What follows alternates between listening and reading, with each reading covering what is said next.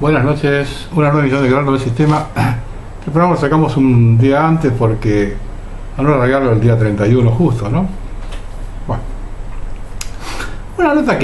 una cosa que noto yo generalmente los periodistas y algunos opinadores públicos y alguna gente de alguna estructura empresaria y que parece que quieren aislar a Fernández de Cristina y de Kicillof, ¿no? O de Cristina fundamentalmente. Por eso le acusan tanto a ellos, le acusan tanto a Kicillof. Yo evidentemente de algunos desconfío que están mintiendo, pero la mayoría me parece que no tienen la menor idea de dónde están parados, ni cómo se mueve el mundo, ni cómo se mueve la Argentina. Los dos representantes más importantes que tiene el sistema en la Argentina, lo he dicho montones de veces y se lo volví a volver a repetir. Acá, los que mejores han hecho los deberes, que están en vigencia, porque Menem ya es un hombre que está en los últimos días de su vida, son Cristina Fernández y Dualde. Así que piensa que puede separar a Alberto Fernández de Cristina, pan y con la grapa, muchacho. Por eso yo veo cuando lo atacan a Kicillof y a Cristina. A ver, tengamos en cuenta que Alberto Fernández, antes de asumir, se dio una vuelta por Estados Unidos. Las malas lenguas dicen que anduvo por el CFR. Ahora, lo que anunció hace unos días Banoli del ANSES llamó la atención. El ANSES recibió un nuevo desembolso por 50 millones de dólares ahora, de una línea de crédito del Banco Mundial destinado a expandir la asignación universal por hijo como elemento indispensable de la política de reparación de la deuda social de los sectores más postergados.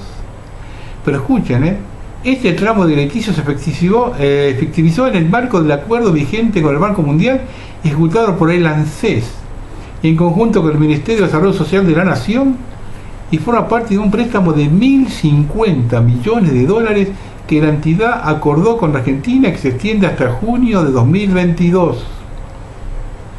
Este desembolso se destinará a la inclusión de aproximadamente 350.000 niños que no perciben la AUH, ya que el ANSES no tiene sus datos familiares completos o aún no lo han presentado la Secretaría de Seguridad Social, Salud, Educación, entre otros motivos. Estas aclaraciones.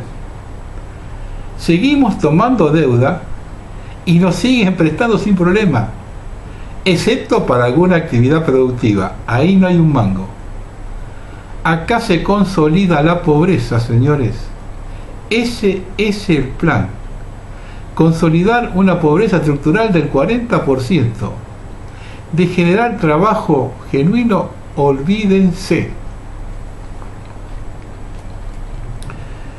El viernes pasado armaron otro circo con la consulta acerca de la negociación de la deuda externa, jueguito para la tribuna. El ministro Culfas dice que no se la puede negar porque fue contraída por un gobierno constitucional. Más de lo mismo. La deuda original que venimos arrastrando fue creada por un gobierno dictatorial. Si la democracia no la revisó, debería explicar los motivos por qué no la hizo. Alfonsín prometió en la campaña revisar la deuda y anular la estatización de las privadas.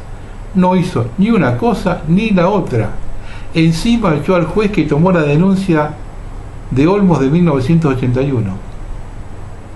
En segundo paso, fueron las privatizaciones de Menem, todas viciadas de nulidad, entregadas a precio vil establecidos por los mismos compradores. Además, gana el Estado con un diputado trucho, YPF mediante sobornos. El tercer paso es el motivo por el cual el Senado no trató, conocer el motivo por el cual el Senado no trató el expediente Olmos que le fue entregado en el año 2000. Y finalmente, con respecto a la deuda contraída por Macri, no fue aprobada por el Congreso Nacional, como así tampoco el acuerdo con el Fondo Monetario. Miren, yo prefiero que me digan que mejor la paguemos si no nos rompen el culo. No me va a gustar, pero por lo menos sé que no me mienten otra vez o trabajan para el enemigo.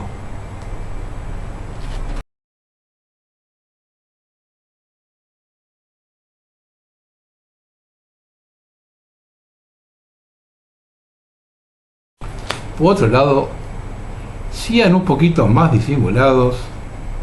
En la causa Sueños Compartidos sobreseyeron a la ex ministra de Economía Felicia Micheli, a la hija de Fede Bonafini y 24 imputados. En el caso se investigan presuntos delitos en la construcción de viviendas sociales. Más de lo mismo.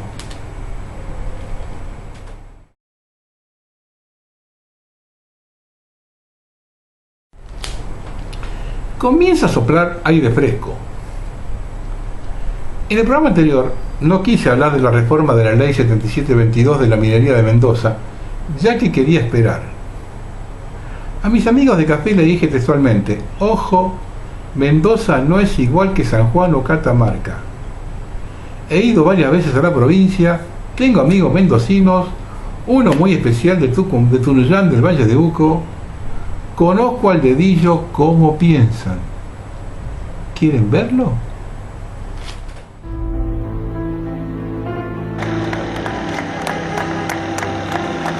A decirle, la perdimos como estaba previsto y como estaba arreglado, porque el arreglo fue grande, porque no pueden haber gente que cambie de opinión en tan poco tiempo. Nos duele y a seguir adelante. Busquemos la otra alternativa y Juan, seguir no puedo.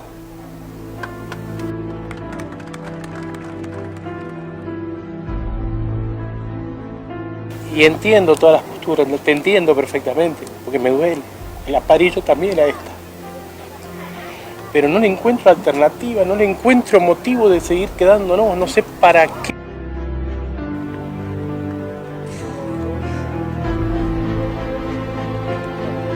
Lo que hicieron hoy lo han hecho a espaldas del pueblo, a espaldas de la voluntad de todos nosotros. Y eso nos tiene que dar la fortaleza para que de acá nos vayamos con esta foto. Esta es la foto que le tenemos que dar a los políticos, que estamos unidos y que no queremos que nos contaminen el futuro.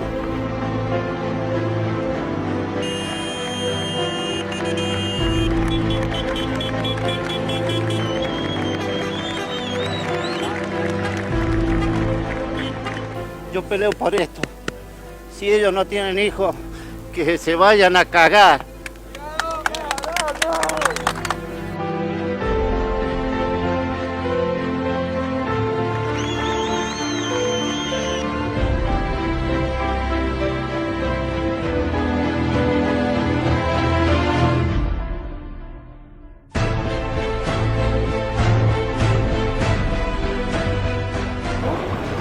Por la afirmativa, 11 por la negativa y una abstención. Resulta aprobado.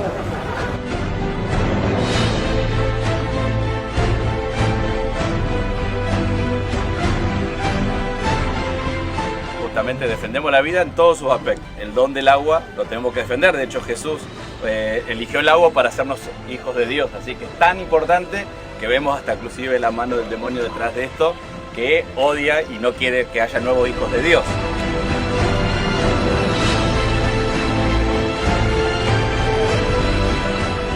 Hemos perdido esta batalla, no hemos perdido la guerra.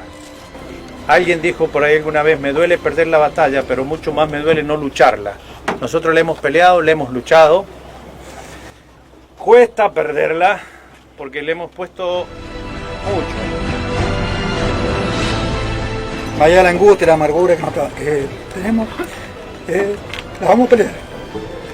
No nos van a contaminar tan fácil el agua.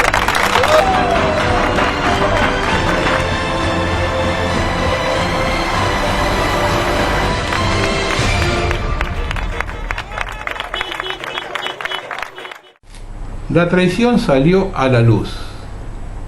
El diputado se sancionó con los 2/3 del total de 49 miembros, es decir, 36, 23 de Cambiemos y 13 del Frente de Todos.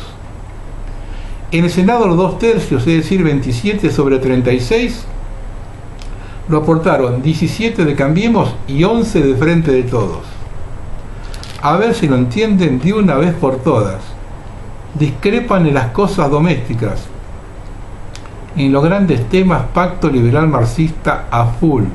o si lo prefieren de cabotaje, Pacto Pro-K.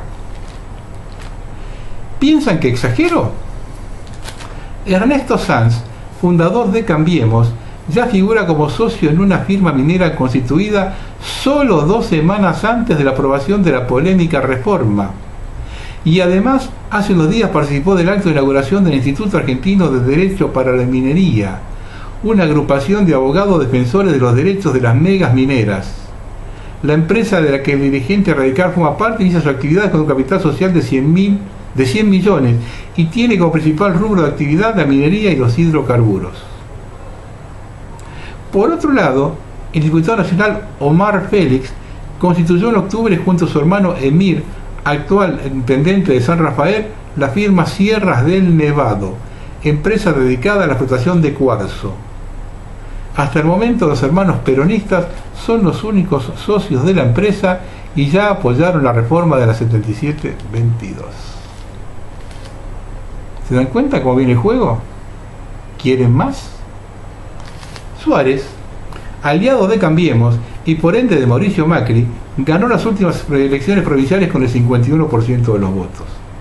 En una nota del Orsay salió publicado el claro papel que el apellido Macri juega en esta historia, que como siempre no es nada bueno. Tal como consigna en la publicación, en 2016 con Cornejo todavía en el poder, se presionó para que se instale la mega minería en Mendoza y se hiciera un eje extradista del país, como sucedió en San Juan. En 2018, el gobernador, también de la órbita macrista, concedió permisos a empresas del Grupo Macri para realizar la explotación de nuevos yacimientos en tierra mendocina. Fue a través de un decreto que Cornejo restituyó la explotación a la empresa de Macri, apelando contra el propio Consejo de Minería de la provincia.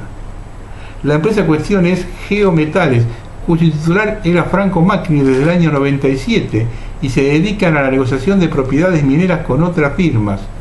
También aquí aparece la mina de Balargo que lleva el nombre de Francesca, la nieta de Franco. Otro regalo de Cornejo al grupo Macri se dio en el marco de la avanzada del gobierno provincial para implementar el uso del fracking en el sur de Mendoza y del fuerte lobby minero para activar proyectos como el de Vale. En 2019 el gobierno Macri-UCR provincial volvió a ganar las elecciones y para no perder las costumbres apenas asumido fue más allá y finalmente modificó la ley 7722 que protegía el agua potable. Rodolfo Suárez prometió y cumplió. Desde mucho antes, cuando la campaña por la gobernación empezaba, una de las advertencias fue que con la UCR se venía algo bastante peligroso: la mega minería metalífera contaminante. ¿Y cuáles son las señales que da Alberto Fernández con respecto a este tema? La designación de Alberto Hensel como secretario de Minería de la Nación tiene por objetivo dar curso a la presión que ejercen los pulpos mineros por habilitar nuevas zonas para la mega minería a cielo abierto y por ampliar las condiciones leoninas que vienen gozando desde hace décadas. Hensel era hasta ahora ministro de Minería en el gobierno sanjuanino de Sergio Uñac, emblema del modelo Barrick Gold, que Alberto Fernández reivindicó en plena campaña electoral y que ahora se apresta a desenvolver a escala nacional.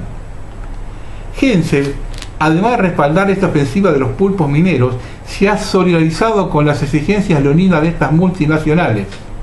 El flamante secretario se reunió la semana pasada con la Mesa del Cobre, un grupo de 5 mineras extranjeras que se agruparon para presionar por rebajas impositivas como condición para explotar minas de cobre en San Juan y Catamarca. En otro plano, Hensel también se manifestó dispuesto a discutir la transferencia de dividendos al exterior, lo que implicaría una suerte de desdoblamiento cambiario a medida, como el que Guillermo Nielsen propone para las petroleras en Vaca Muerta, permitiendo en esos pulpos burlar el cepo del dólar. Por último, y para que no queden dudas sobre la política de depredación que se viene, el nuevo secretario de Minería también destacó que en estos días que hay que encontrar una solución a la ley de glaciares, porque genera mucha incertidumbre en el sector, enfatizando la necesidad de habilitar la minería en las zonas periglaciares.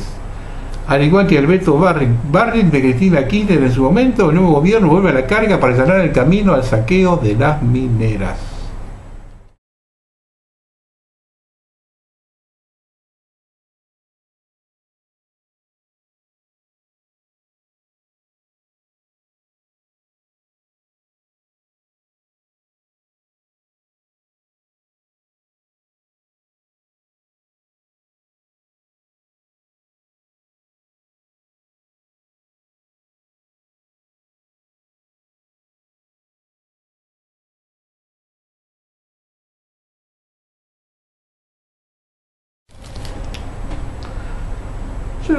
Pues sigo con ese tema, porque este tema es fundamental para la Argentina.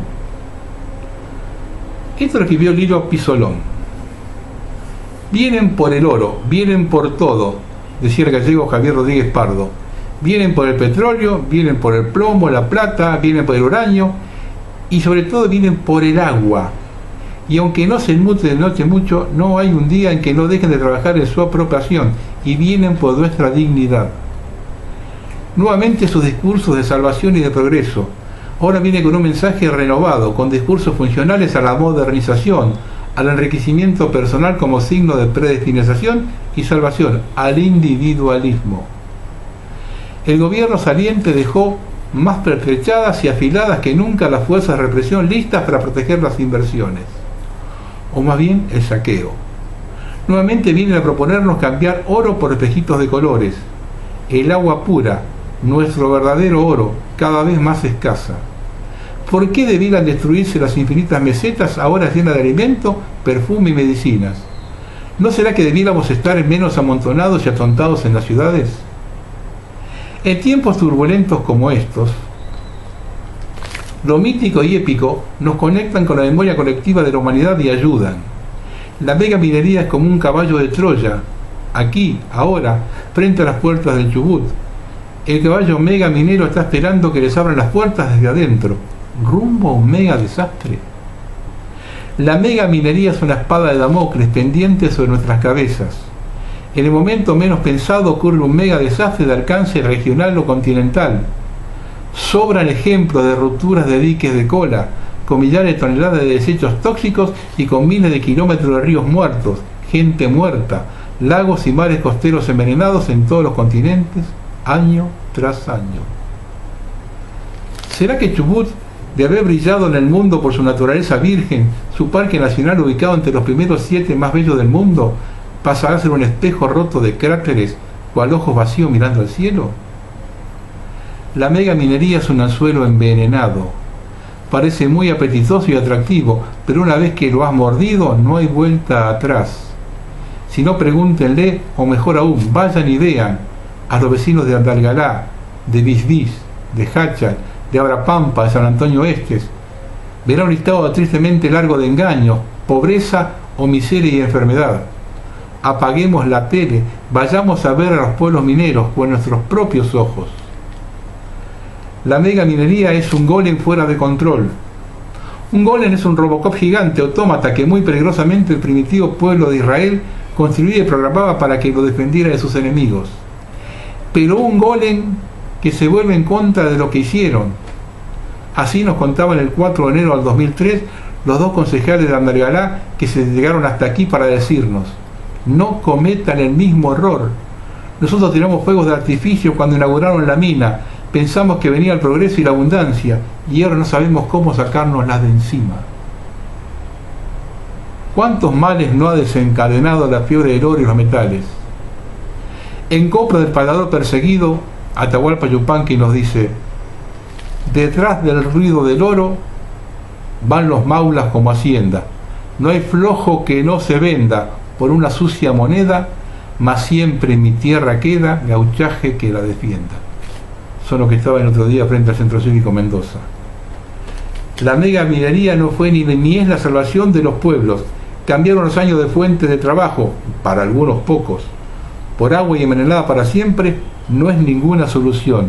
Es más bien una traición. Mendoza no puede perder la oportunidad de explotar el petróleo no convencional. El petróleo no convencional permite sacar petróleo y ampliar el gas. Agua en llamas. Creo que había algo al respecto en un documental. Consiste en taladrar en la superficie terrestre un agujero de 4.000 metros, luego en horizontal hacer otro tanto y eso volarlo con explosivos. Una vez se ha hecho eso, se mete a 5.000 atmósferas de presión, una presión tremenda, una mezcla de agua, arena y un cóctel de 600 productos químicos altamente tóxicos.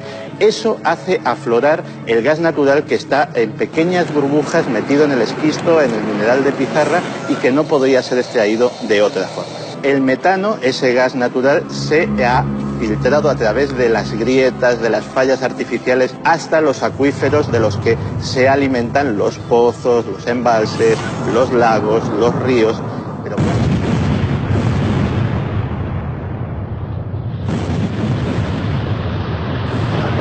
El fracking es una técnica equivalente, en pequeña escala e invertida, a la megaminería a cielo abierto.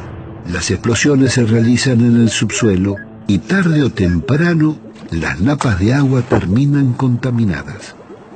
El problema es que la técnica contamina los acuíferos cercanos.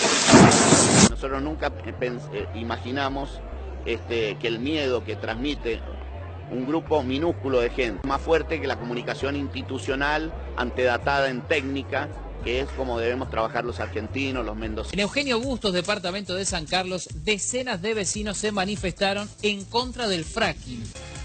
Y lo propio había ocurrido anoche en el departamento de General Alvear, imágenes que nos llegaron en esta jornada de... Un grupo minúsculo de gente.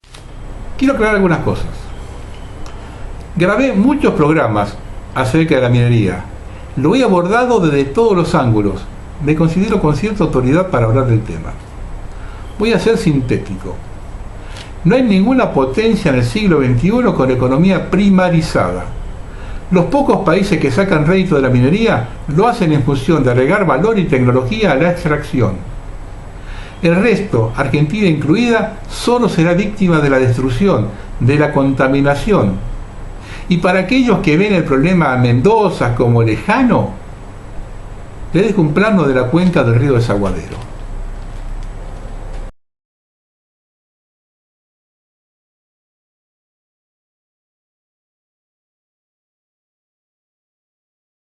En cuanto al tema económico, en sí no deja nada. Las mineras pagan por declaración jurada, que no se revisan. Por lo tanto, no solo no se controla la cantidad, sino los minerales adosados a la roca, algunos de mayor valor, que no se declaran. He explicado eso, el caso de la lumbrera que se lleva el barro completo a Europa. Tienen beneficios y subsidios por todos lados, desde la electricidad y el agua hasta provinciales, nacionales y municipales, terminado en los portuarios. Se ha dado el caso, lo he explicado en su momento, que un mineral que salió de Puerto Patagónico, con la suma de beneficios, le hemos pagado para que se lo lleven. Los subsidios eran mayor que lo que dejaban. Esta es la realidad. Lo otro es el relato de la clase dirigente, cómplice, coimera y obediente al poder global. Subestimaron a la gente. Un gobernador que asumió hace 15 días tuvo que recular en chancletas y poco menos que pedir perdón. Nadie les dijo a esta gente lo que estaba floreciendo abajo ante la población. El mismo Alberto Fernández llama a su senadora, es candidata a gobernadora, para que le explique qué es lo que pasó. No sabés lo que se jura por abajo. Tanto estás con los oligarcas y con la gente de guita, con los empresarios, Alberto, que no sabés qué mierda le está pasando al pueblo. No sabías lo que se estaba gestando Mendoza. No lo sabías. Entonces, ¿qué mierda tenés al lado tuyo que te dé? ¿Y qué carajo recorriste el país al pedo? Y eso es lo que pasa ante la gente. Mañeto no te lo dijo eso cuando estuviste en la mesa, ¿no? Por eso no lo sabés, porque Mañeto no te lo dijo. Una nueva marcha plurinacional de los barbijos tuvo lugar este viernes en Rosario. Yo no sabía que existía esto, están por todo el país y en otras ciudades del país. Esa oportunidad, según contaron desde la organización, fue contra la utilización de sustancias tóxicas como consecuencia de las megas minerías y la derogación de la 7722 de la provincia de Mendoza. Aunque aseguraron la problemática abarca todo el país. Estamos siendo solidarios con la lucha del pueblo mendocino contra la mega minería y por un ambiente sano, sustentable, donde la salud sea un derecho y no un negocio. Como ya se utiliza cianuro o ácido sulfúrico, en Santa Fe usan el glifosato. Hay una afectación del agua de varias provincias. En Santa Fe toda la cuenca del Mato Grosso está recibiendo todos los años el agroquímico. Según los estudios que hay, Argentina recibe por año millones de agrotóxicos, de toneladas de agrotóxicos, y que se va a través del río. Se encontró glifosato en el Paraná, en verduras. El uso de sustancias por un modelo productivo para ganar más plata que afecta a millones de personas. Esto salió publicado en conclusión. Veamos unas fotitos de la marcha de los barbijos, yo no lo conocía esto.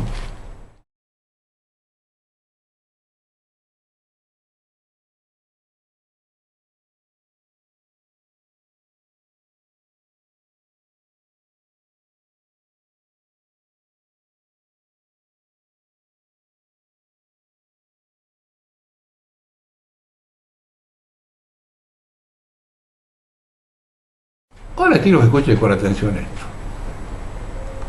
Es medio largo, yo lo resumí muchísimo, porque era muchísimo más largo. Esto lo quiero Javier Llorens, de Córdoba, que es la historia secreta de la 125. Miren, señores, una vez que escuchen esto, y le digo a alguno, por favor, después si quiere buscar el texto aquí en la otra cara.org, porque se caen todos los velos, se caen todos los velos. Dice de Javier Llorens: esta investigación se inició al observar el notable aporte económico de 39 millones de pesos que realizó el Grupo Urquía, una de las familias más ricas de la Argentina, compuesta e integrante de Ciara, ¿no?, la Cámara de Minuta Aceitera, y SEC, el Centro Exportador de Cereales, para la campaña electoral del Frente de Todos. En oportunidades inusitadas, dado que el primer aporte de 12 millones lo hizo en plena veda electoral, en víspera de las elecciones presidenciales de octubre, y luego, una semana después de consagrarse Alberto Fernández presidente, hizo otro aporte por 27 millones. Tanto el monto como la oportunidad señalaban lamentablemente la existencia de una transacción de toma y daca, lo cual demandaba una explicación que finalmente se encontró en los arcanos numéricos de lo que se conoce como NCM, nomenclador común del Mercosur, y las DJB, declaraciones juradas de venta al exterior. Esto ténganselo presente, porque voy a repetir ahora, el nomenclador y las declaraciones juradas. Pero para entender esta explicación previamente es conveniente remitirse a la historia secreta de la resolución 125 y su saga posterior, que llevó finalmente al Grupo Urquía y a Ciara SEC a un enfrentamiento con el gobierno saliente encabezado por Mauricio Macri, al que evidencia haberlo solucionado con creces el actual gobierno entrante encabezado por Alberto Fernández, al mismo tiempo que el aumento de las retenciones abre una pingüe oportunidad de negocios similar a de la 125, siendo esta otra muestra de la incapacidad que tenemos los argentinos de aprender de la experiencia y fracasos del pasado.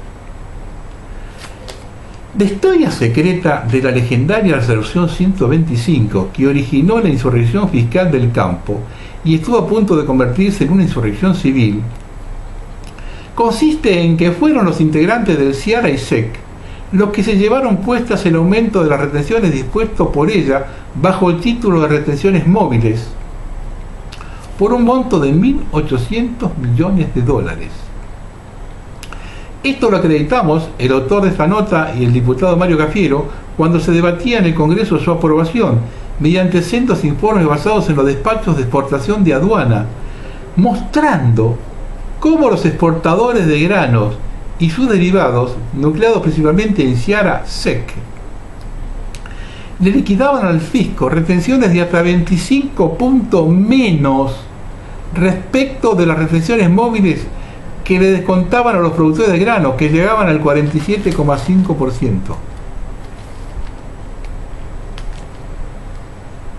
Ellos le descontaban a los productores 47,5% y al gobierno le pagaban 25%.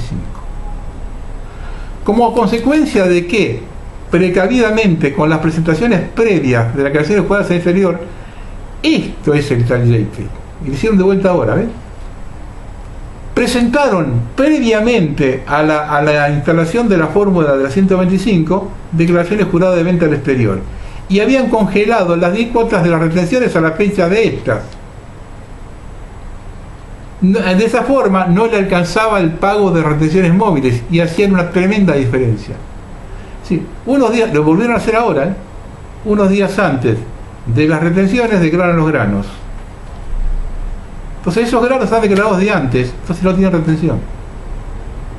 Pero cuando ellos lo despachan, al productor le cuentan la retención. no alcanzándole así el pago de las retenciones móviles y haciendo así una enorme diferencia a costa del productor, acorde con la antigua ley de comercio de comprar barato y vender caro. Con el detalle adicional, según lo reconoció a regañadientes posteriormente el mismo gobierno, que el aumento de las retenciones había sido propiciado por los mismos integrantes de Ciara SEC. Señores, lo tienen a Lustó vivo, pregúntenle, porque se habían visto imposibilitados de cumplir con esas agresiones juradas de venta al exterior, por el aumento sustancial de precios que hubo en el interín de los commodities agrícolas, especialmente la soja. Y el gobierno de Cristina Kirchner se prendió a la idea ante la perspectiva de que las posteriores cosechas le llegaran recursos al fisco para atender los pagos de una deuda externa mal arreglada. El principal lobista de Ciara SEC entonces era el senador cordobés Roberto Urquía, un cortesano del poder, propietario de la aceitera general de ESA, una de las principales aceiteras de Argentina, quien había llegado al gobierno de la mano del gobernador Juan Manuel de la Sota y pasó luego al kirchnerismo. Y en el remedio al actor de la 125, con detalles picantes a favor de los aceiteros, como se verá seguidamente, Urquía también evidencia haber sido un artífice esencial del mismo, junto con su cuñado Miguel Acevedo, presidente de la Unión Industrial Argentina. La circulación de esa información en el Congreso del 2008 fue determinante para la no aprobación de la resolución 125, precipitada con el famoso voto no positivo del entonces vicepresidente Cobos, y para la posterior creación al mes siguiente de una comisión bicameral investigadora de presuntas irregularidades en las declaraciones juradas de venta al exterior de productos agropecuarios, que debía pedirse al respecto a los 90 días de su constitución, la cual, gracias a la capacidad de lobby de Ciara SEC, nunca se reunió ni se constituyó y 3 años después, por su inactividad, fue dada de baja, sin que la mesa de enlace haya manifestado ningún interés en impulsarla.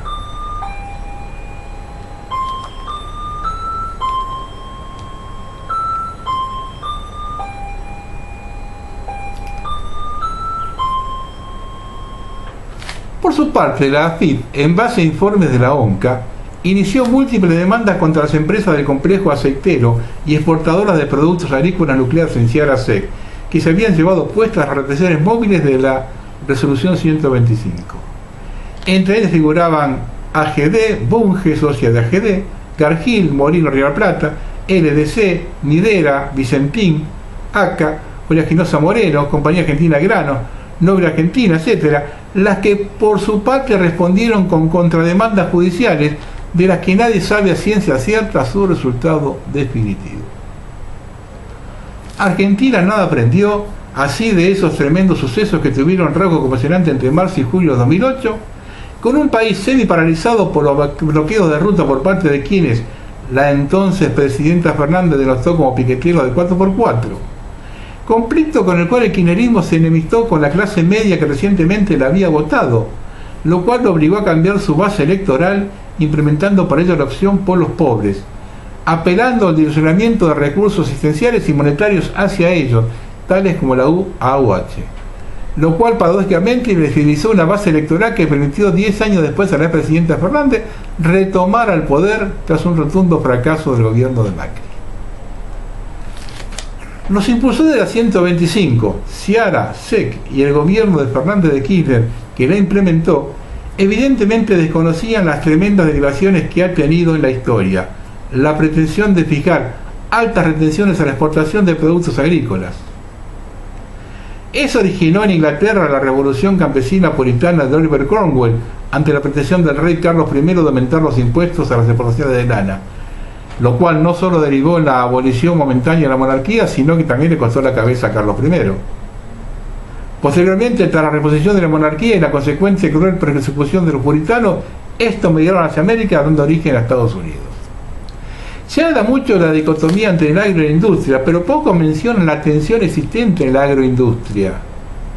O sea, la industria que tiene como principal insumo los productos agrícolas, que se da especialmente en Argentina, que es gran productor y exportador de granos y sus derivados. En términos de mercado, la agroindustria es un oligopolio, o sea, que hay muy pocos demandantes frente a una oferta atomizada, lo cual le permite concertar entre ellos los precios de compra salir a comprar por turnos, alentar la siembra con altos precios, que luego se derrumban en la cosecha, etc. Además de castigar al productor por los descuentos por la calidad y humedad del grano y el costo de flete, detentando incluso en el caso del Grupo Urquía la concesión del Ferrocarril Central Argentino, que le otorga un hándicap adicional respecto a los fletes por camión. Este grupo se ha convertido en un émulo de un Gibor, al que se apodaba el Pulpo, el cual, mediante el control que tenía sobre las bolsas de arpillera con las que se copiaban los granos y la rebaja que obtenía de las tarifas de los ferrocarriles ingleses, hacía lo que quería en el mercado. De quien el Grupo Urquía es socio en diversos emprendimientos, tras que ésta se transformó en Bunge Limited y se radicó en Estados Unidos. Eso todo cambia. Antes era Bunge y ahora Urquía asociada con Bunge. Como se vio, una de las picardías de la agroindustria y exportadores de granos y sus derivados desde los tiempos de Bunge y Bon es que haya altas retenciones sobre los granos, lo cual de por sí facilita su adquisición al adquirir el mismo producto con un menor capital en giro. Y a su vez la cuestión de retenciones o derecho de exportación también tiene sus traspisondas, como el congelarlas a niveles previos a los aumentos de ella, como sucedió con la 125, ¿sí? Y vuelve a suceder ahora, quedando así con la diferencia, haciendo un lindo diferencial de precios gracias al accionar del gobierno amigo, que parece no percatarse de ello, o el pago diferido de las retenciones hasta el momento de embarque, que rigió hasta después de la 125 y que ahora rige para las nuevas retenciones que dispuso el presidente Macri el año pasado. Pero hay otra picardía adicional que es fundamental para la agroindustria y explica el raudo crecimiento del complejo aceitero instalado en las inmediaciones de Rosario, considerado uno de los más importantes del mundo. Consiste en el diferencial de retenciones entre el grano sin elaborar y los derivados de este. Fíjense esto,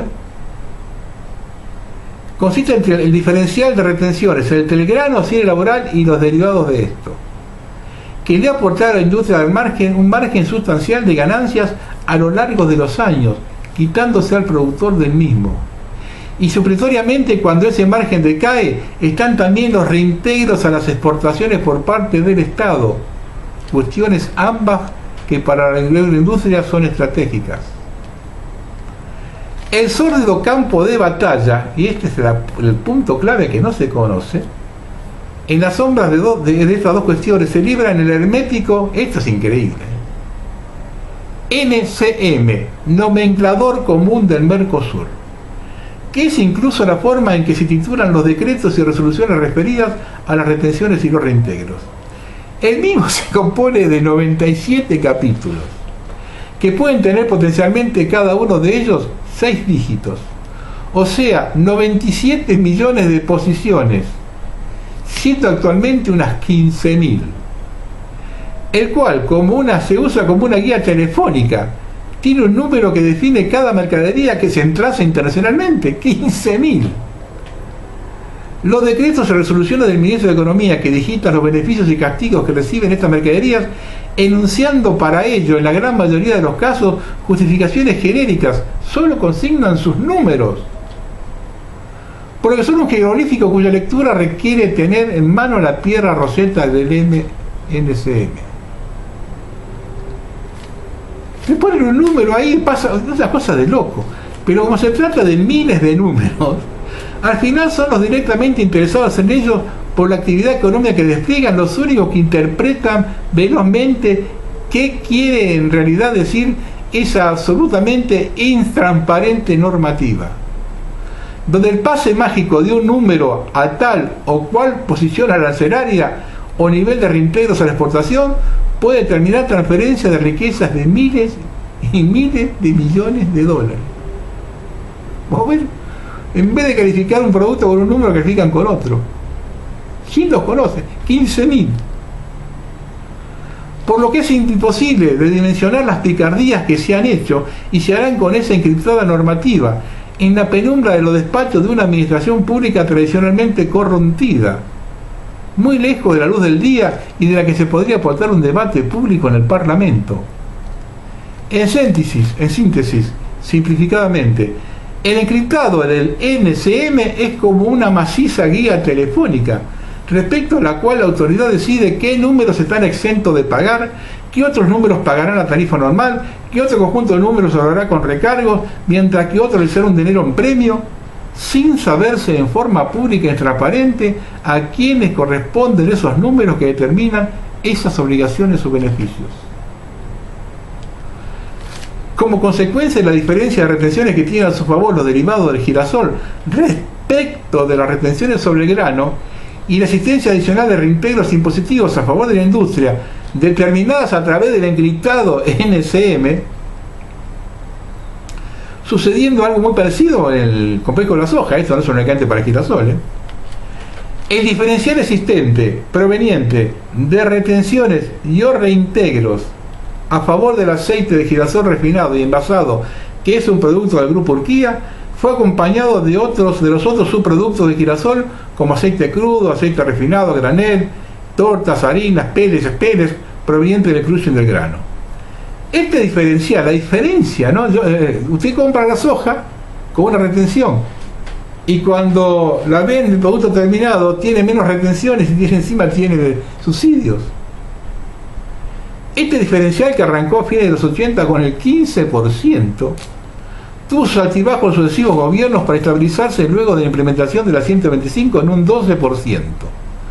Cuando Macri saca retenciones baja a cero. Esto duró un año, dado que gracias al lobby de Ciara-C, el diferencial de aceite envasado subió al 3%.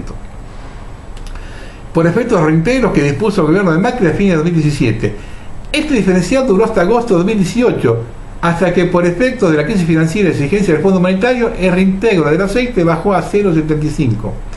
Pero seguidamente, en septiembre, un mes después, con la implantación de las nuevas retenciones de 3 y 4 pesos por dólar, con un tope del 12%, el diferencial subió a 3,5.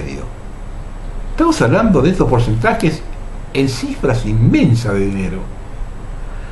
Así, todas las tensiones entre Turquía y Macri se intensificaron, ya que con diversas reglamentaciones se puso en jaque la industria aceitera de girasol y maní. En ese marco de agudos conflictos entre el Grupo Urquía y Ciara-C con el gobierno, se produjo resonante triunfo electoral del Frente de Todos en las PASO de agosto, que cambió enteramente el panorama político, y así el flamante presidente pasó a otro personaje, decisivamente intervino en el mismo. Bajo la excusa de indexar las retenciones que habían quedado desactualizadas con los montos fijos determinadas por Macri, lo que realmente se hizo a través de un anexo de la ley de agregado de nuevos productos beneficiados fuera de las retenciones móviles que benefician al Grupo Urquía. Otra evidencia que no se trataba de la indexación del decreto de Macri, sino de un cambio de política arancelaria que inexplicablemente el flamante gobierno, con ánimo culpable, trató de ocultar al haber beneficiado con ella al Grupo Urquía.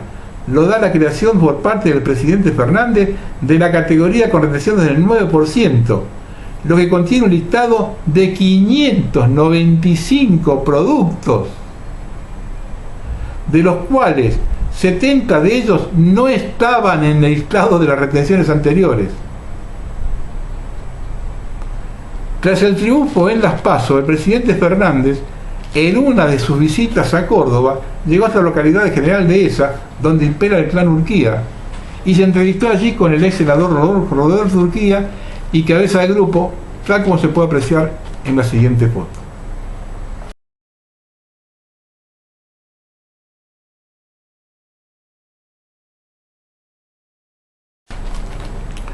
Con motivo de ella, la prensa solía decir que Urquía fue el primer empresario en apoyar al candidato Fernández, y lo mismo hizo poco después su cuñado Miguel Acevedo, presidente de la Unión Industrial, quien de repente empezó a criticar al gobierno de Macri, cosa que se había cuidado de hacerlo previamente. No obstante, según la Cámara Electoral Nacional, eso no se tradujo en aportes económicos inmediatos. Estos recién aparecieron en plena veda electoral, en vísperas de elecciones presidenciales del 27 de octubre, tal como se puede apreciar en el siguiente cuadro. En él se puede apreciar que las 4 empresas que encabezan los aportes privados para el Frente de Todos están vinculados con el Grupo Urquía.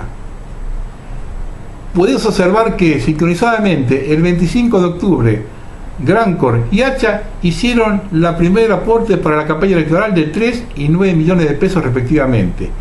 Y luego, 10 días después, ya consagrado Alberto Fernández como presidente de la Nación, el 4 de noviembre, sincronizadamente, Grancor, NISA y AGD hicieron cada uno un aporte de 9 millones de pesos, tratando de esa manera 39 millones destinados a la campaña electoral que ya había finalizado. O sea, que no fue una apuesta a un candidato que en todo caso por resultar acertada merecería un premio, sino de un pago a posteriori, ya definido enteramente el panorama futuro, que por esa razón resulta más que sospechoso, teniendo en cuenta además la importancia de esos aportes que se puede apreciar en el siguiente cuadro, en el que se destacan notablemente los dos picos de recaudación que originaron esos aportes del Grupo Urquía, el 25 de octubre y el 4 de noviembre, que representan el 26% del total recaudado por el Frente de Todos, cuyo monto trepó de esa manera a 151 millones de pesos, superando los 139 millones recaudados por Juntos por el Cambio, el frente supuestamente empresario, a lo que se suma el hecho de que ninguna de estas firmas del Grupo Urquía aportó para Juntos por el Cambio. Esta complicidad con el Grupo Urquía y Seara Sec por parte del flamante gobierno se observa también en relación con el congelamiento de las retenciones por la interposición de las declaraciones juradas de venta al exterior. Y esto es increíble.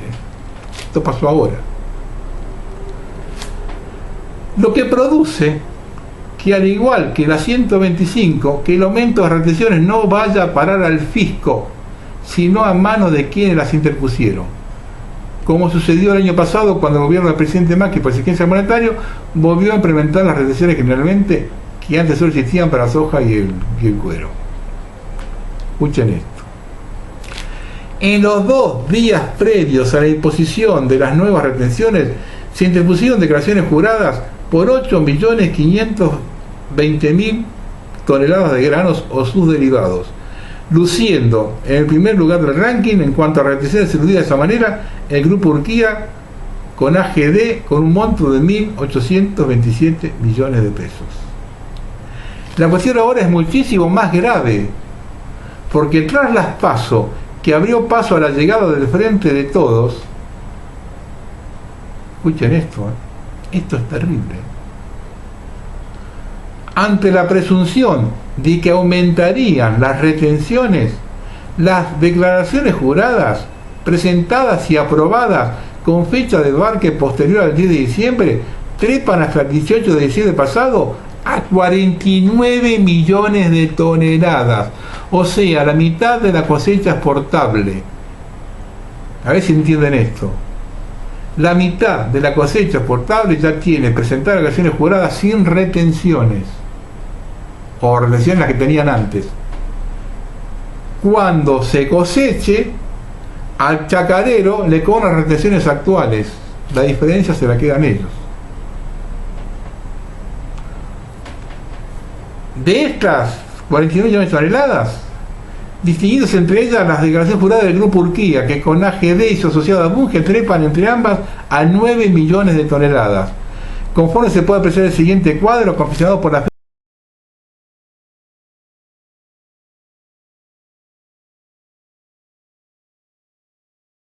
Se estima que el aumento de las retenciones por parte del flamante gobierno podría depararle al fisco una suma de orden de los 1.800 millones de dólares. Pero con la mitad de la cosecha, con las retenciones congeladas a los niveles previos y en pesos, las retenciones ya abonadas por las exportaciones de soja y sus derivados, se puede decir a grosso modo que esa cifra no llegará al 50%. El otro 50% se quedará en el camino en manos de los integrantes de Seara Sec, quienes le descontaron a los productores las nuevas retenciones y harán sus liquidaciones al fisco con las viejas retenciones fijadas con la declaración jurada, tal como sucedió con la 125. A las retenciones las autoriza el gobierno al aumentarlas aún más de dentro de ciertos márgenes, pero nada se dice en nombre de la solidaridad de afectar los derechos supuestamente adquiridos con la presentación de unas simples declaraciones juradas, que provocaron una enorme transferencia de riquezas desde los productores agrícolas, no hacia el fisco, sino hacia el Grupo Urquía y demás integrantes de Ciara SEC. Yo traté de hacerlo lo más sencillo posible. Si no lo entiende, esto es fundamental en la historia argentina. Esto es fundamental. Busquen el texto y escríbanlo. Y si le va a dar un correo electrónico, se lo mando por completo, porque el completo es 3 veces más largo que esto.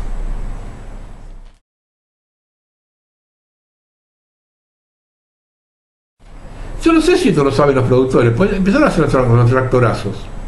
Yo no sé si que esto que lo están cagando así, los que le compran el grano, lo saben. Porque no tiene toda la culpa al gobierno, el gobierno tiene su culpa, digo que no. Pero los que están cagando son los que le compran a ellos los granos. Empezaron a movilizarse tractores de Santa Fe y Córdoba, iban hasta Rosario. Digo, sería interesante que se enteren de esto, ¿no? Para ver el arreglo que hay entre el gobierno, políticos, grandes empresarios, cerealeros. Y así que se percatan cómo nos usan de forro. A ver, porque se están matando, nos estamos matando pobre contra pobre, porque en el momento de la bandera ya hubo algunos encontronazos con automovilistas que nos insultaban. Son incidentes ya, que ya pasaron a agresiones físicas. Yo cada vez veo más lejos la posibilidad que esto se resuelva de forma pacífica. Viendo los enfrentamientos que hubo en el momento de la bandera, con los automovilistas y los tractoristas, yo lentamente nos metemos en el juego del sistema. El problema psicológico profundo de envidia y resentimiento que reina en la Argentina, yo lo sé de tiempos inmemoriales, como así también la histeria de las mujeres argentinas. Eso lo confirmé viajando por otros países y reflexionando durante décadas este tema. Todo eso conduce a una debilidad espiritual, y ante la falta de un enemigo externo o no descubrirlo camuflado, se vuelve contra sí mismo. Se trata de un egregor o pensamiento colectivo que toma forma y parasita el alma de manera colectiva. Va a utilizar un término ocultista, pero podemos llamarlo de otra manera. Revertir esto es muy difícil, pero más difícil si no se tiene conciencia, y tomar conciencia es muy doloroso. Hace unos días vi un reportaje de Enrique Pinti. Este hombre hace 50 años que hace monólogos políticos sobre un escenario. Comentó que ahora dejó de hacerlos porque veía gente que se iba del teatro. Se levantaba de la sala y se iba. No se enojen conmigo, ni me acusen de nada. Yo no propongo nada, pero esto se arregla únicamente con sangre. Es la única forma que después de la tragedia un grupo dirigente honesto e imaginativo pueda sacar el país adelante. Sin ese sufrimiento previo, es imposible.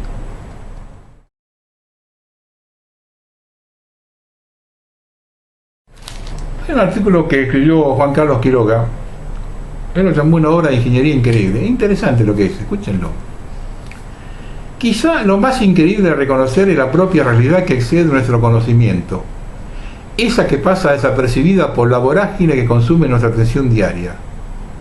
Si no conocemos, no podemos ver ni los efectos ni las causas. Es así que, aturdidos por décadas de vaivenes económicos y sociales, vivimos sumergidos en un mareo rutinario que nos mantiene ciegos de una esclavitud preparada de antemano. Hace muchos años atrás, en los comienzos de Internet y los primeros celulares, hubo varias publicaciones técnicas que hablaban de avances tecnológicos en materia de computación. Se decía de supercomputadores, computadoras asincrónicas de procesos más elaborados, que podía llegar a poner un androide entre la gente sin que ésta se diera cuenta. De esta última especulación salió una película llamada Edge of Destruction, protagonizada por Gregory Hines, la primer Terminator.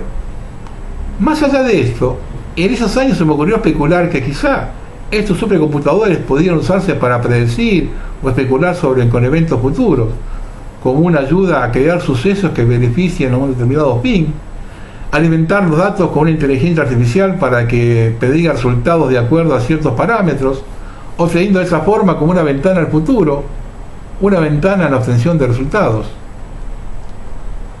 Luego de unos años, antes del 2000, resultó raro que desaparecieron todas las noticias e informaciones sobre estas computadoras en fase de investigación. Hasta un ómnibus con una pila de agua a larga duración desapareció de toda divulgación científica y técnica. No hubo rastros de internet de nada de esos avances. Hasta que estos años, que buscando encuentro que la pila de agua de larga duración y potencia fue comprada su patente por Toyota. Y que recién en los Juegos Olímpicos 2020 van a poner varios ómnibus equipados con esta batería como novedad de la firma. Y sobre los supercomputadoras ahora salen noticias de estos prodigiosos CPU cuánticos en fase de experimentación. Todo comenzó a cerrar.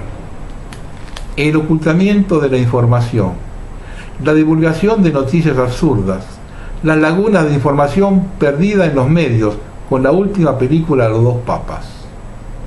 En la película se muestra un papa agobiado y presionado por los vínculos del Vaticano con la banca internacional y el destape de manifestaciones sexuales impropias a la religión, y otro papa con una carga de culpa al extremo de un suicidio espiritual. Un aspecto benévolo del guión, más en el trasfondo, muestra la construcción de un líder que se adecue a los intereses de apropiación de recursos económicos y sociales de un continente, de cómo una persona sin principios sobre sí misma puede ser encauzada con presiones sociales y económicas adecuadas a asumir la voz de un líder que proponga el camino ideológico de las masas hacia la sumisión y entrega de toda voluntad y así facilitar el control de un pequeño grupo financiero internacional. Algo que es adjudicable únicamente a una ingeniería social quirúrgica con el filo del algoritmo de una inteligencia artificial. ¿Cómo llega una persona que se subestima emocionalmente a dirigir una orden religiosa? ¿Cómo llega al poder del triunvirato presidencial una persona sociópata que goza con el sometimiento social, saciando su ego con torturas e imposiciones de absurdos? ¿Cómo puede una persona callar la verdad a sus allegados cuando de ello no hay recompensa? ¿Cómo puede una persona escupir la mano que le fue tendida por confianza y luego sentirse arrepentida? Todo esto es posible porque responde a una programación de hechos con el fin de optimizar ganancias. Una mano invisible como el algoritmo Daemon, que impide ingresar caracteres erróneos o no admitidos en el campo de un formulario, o como el que busca insultos en comentarios, o como el que nos ofrece un producto de acuerdo a las páginas que visitamos. Ahora un poco de fantasía. He visto en la película Dos Papas cómo se construye una herramienta de control de masas. Lo que había especulado en los 90 está sucediendo ahora. El flujo del dinero a determinadas causas, aunque parezcan perdidas, significan cuantiosas ganancias a futuro y fácilmente predecibles con el programa adecuado y la alimentación de variables necesarias. Por ejemplo, programas comerciales como el SPS o Project hacen este tipo de proyecciones. Con estos datos, el artículo del Washington Post sobre los argentinos, Videla, Macera y compañía, deuda externa, Argentina ilícita, pagadores seriales, entiendo que estamos donde tenemos que estar.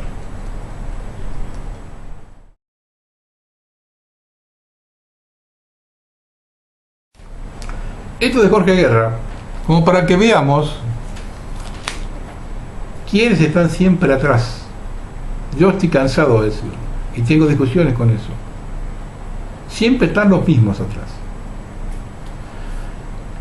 La sociedad fabiana defiende el principio de una sociedad sin clases que debe conducir a la síntesis del socialismo, un Estado benefactor, y del capitalismo con las leyes del mercado. Fusión que debe conducir a la implementación de una economía monopolística en el marco de un gobierno estatal globalizado. Es esencial entender de que de la época de Karl Marx, todas las ramas del socialismo han visto a la democracia no como un fin en sí mismo, sino como un medio para lograr el socialismo, que se describe invariablemente como un sistema autoritario y centralizado. De hecho, el marxismo y los sistemas derivados como el marxismo-leninista en realidad consideran la democracia como antitética al socialismo, que se conoce como dictadura. Por ejemplo, la dictadura del proletariado o la dictadura del Partido Socialista gobernante, que supuestamente representa a la clase trabajadora sobre otras clases. En consecuencia, Marx y Engels pidieron a sus compañeros socialistas en Alemania que se aliaran con los demócratas liberales para desalojar a los conservadores del poder y luego volverse contra sus antiguos aliados, incluso por la fuerza de las armas, para establecer el socialismo, tal como se expuso en el discurso del Comité Central de la Liga Comunista en marzo de 1850. De mismo modo, Lenin, en su folleto El Estado y la Revolución de 1917, hizo todo lo posible para descartar la democracia como una fase temporal imprescindible en la transición del capitalismo al comunismo. Lenin escribió que la democracia es de gran importancia para la clase obrera en su lucha por la libertad contra los capitalistas, pero la democracia es solo una de las etapas en el curso del desarrollo del feudalismo al capitalismo y del capitalismo al comunismo. Como en el marxismo se creía que la democracia en el leninismo era una característica del Estado capitalista que se volvería necesario en la sociedad socialista.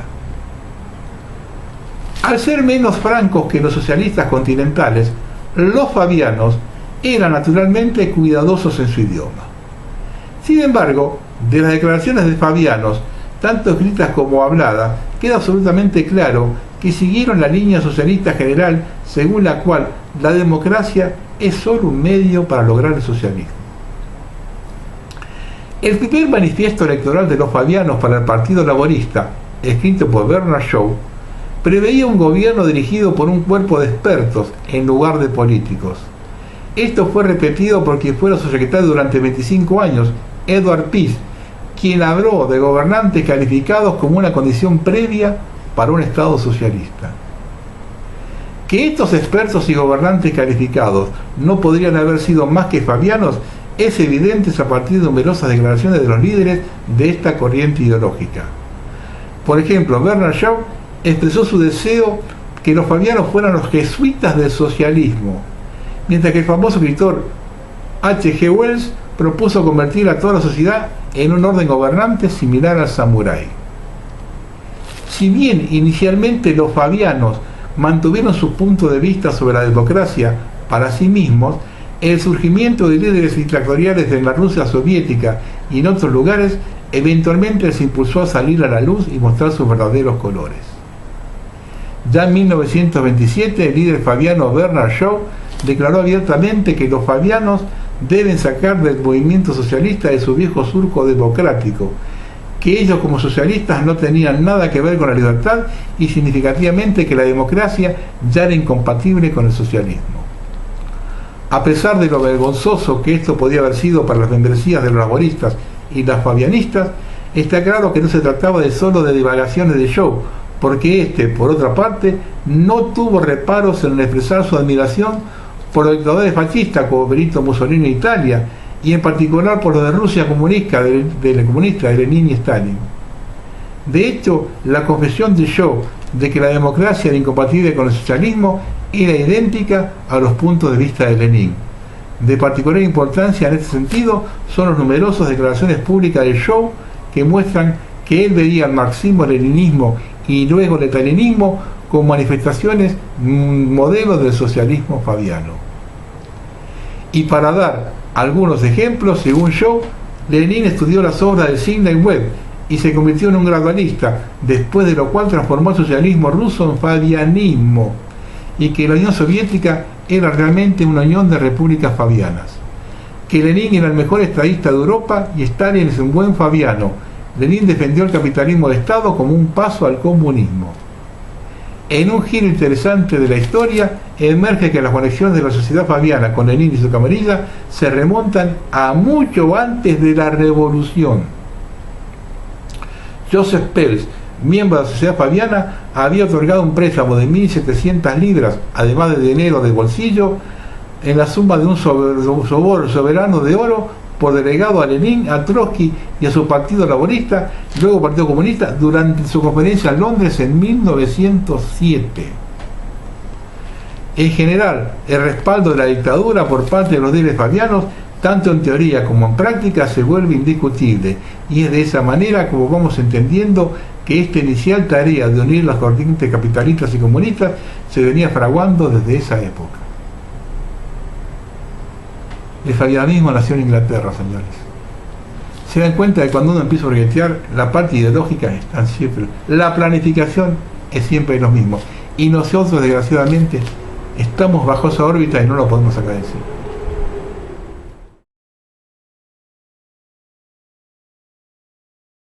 Y quiero que os diga con esto de Inglaterra, porque a ver si nos vamos a dar cuenta y abrimos los ojos. Esto lo escribió Eladio Fernández en España, el Nuevo Orden. Se trata de que no haya gobierno, sino gestoras, para un único gobierno mundial controlado por la ONU desde el fondo de riesgo que controla la banca y las corporaciones.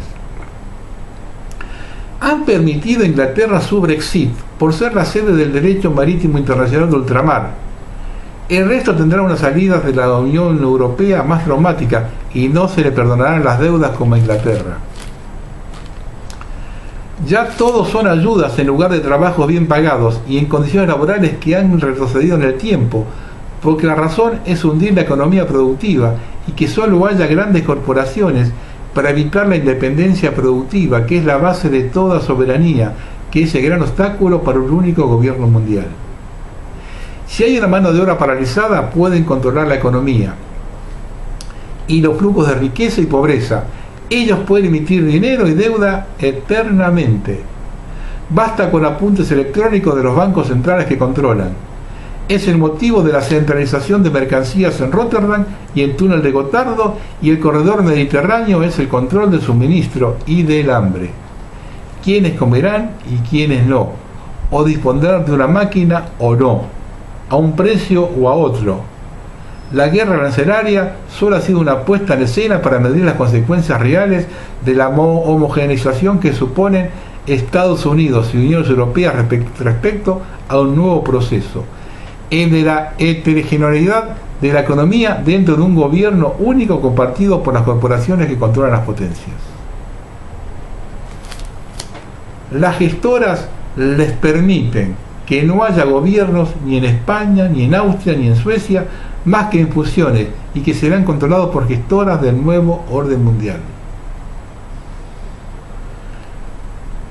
Los virus aún no los han soltado porque están desarrollando virus que ataquen selectivamente a los más pobres a través del reconocimiento celular de cadenas de los 375 aminoácidos débiles por la mala alimentación, que ya selecciona a los más débiles y pobres, y que responden a proteínas surfactantes D, porque son capaces de reconocer la concentración de lípidos y glúcidos que dan al virus invasivo el perfil de ciudadanos que goza de mejor o peor alimentación por su interacción con los iones CA2 y el ácido ciálico. Experimentos que podrían ser la causa de futuros seres zombies, calcioque viral, interrelaciones entre CA2+ y virus. Se centran especialmente en ocasionar problemas pulmonares. Existen cadenas de aminoácidos relacionadas con la insuficiencia pulmonar.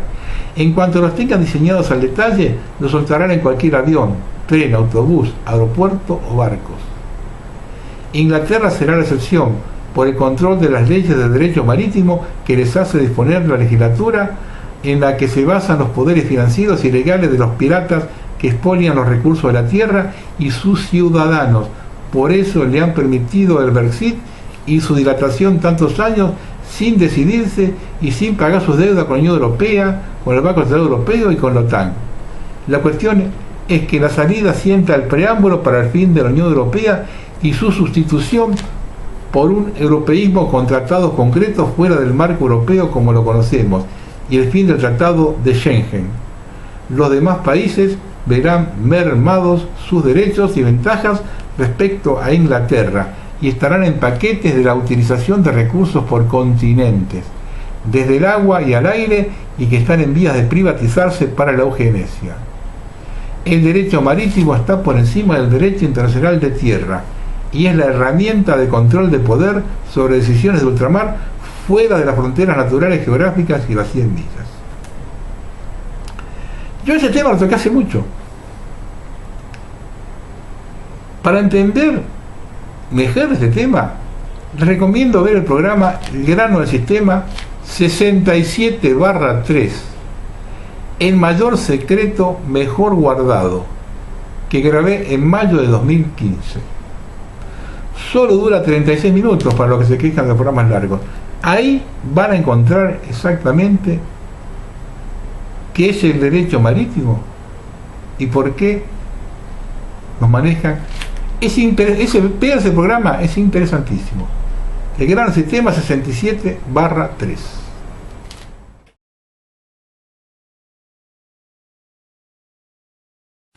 Bueno, vamos a terminar. Cuando se tocan las jubilaciones, se toca el futuro de todos. Para pensarlo, ¿no? Cuando la política deje de tomarnos el pelo y se ajuste, ahí recién la respetaré. El cuento de poner el hombro, pero no el de ellos, viene de larga data. La ideología partidaria alguna vez marca la diferencia, pero hoy día ya no la marca. Los partidos políticos de peso ya olvidaron lo que fue para las clases medias el trabajo duro para tener la casa propia, enviar sus hijos a la universidad y mantener logrado poco o mucho. El poder político se acostumbró a tomar lo que quiere y a no ganarse el pan día a día. Se acostumbró a comprar el voto a través de la limosna, manteniendo a las clases bajas contentas con muy poco, no sacándolas de la pobreza en que están, sino administrando esa pobreza para mantener un voto cautivo.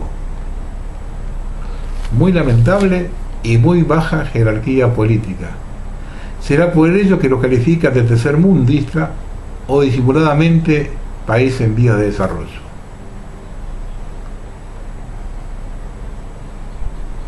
En la provincia de Buenos Aires están tratando de impulsar un fuerte aumento al impuesto inmobiliario. En muy poco tiempo, el votante pasará de la esperanza a la desilusión. Y el descontento, no tengo dudas que irá en aumento. Esto pasa por mentirosos. Y a la democracia en países muy inestables como el nuestro, con estas clases dirigentes, lo único que hacen con su comportamiento, además de enriquecerse, es poner en jaque a todo. Sigan apretando el cinturón a la clase media, que nada tiene que ver con la oligarquía con la que ustedes sí se abrazan. Buenas noches y feliz año nuevo.